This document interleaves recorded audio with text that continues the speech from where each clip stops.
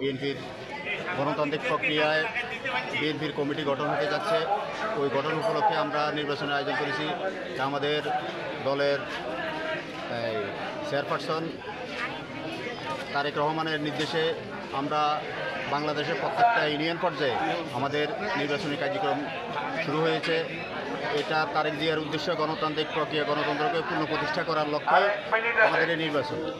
আজকে দেখেন, আমরা দীর্ঘ 17 বছর এই বাংলাদেশের জনগণ ভোটার থেকে বঞ্চিত, ভোট দিতে পারে নাই। তাই আজকে উৎসবমুখর পরিবেশে আমাদের ভোটার এবং আমাদের এলাকার জনসাধারণ উপস্থিত হয়েছে, তা তো আপনারা নিজেরাই অবলোকন করতেছেন। পাশাপাশি আমাদের সাংগঠনিক প্রক্রিয়াকে সুসংগত করার জন্য আমাদের দলের হাইকমান্ড থেকে এই সিদ্ধান্ত গৃহীত হয়েছে। আলহামদুলিল্লাহ, আমরা যথেষ্ট সাড়া পেয়েছি, যথেষ্ট ভোটার এখানে এসেছে।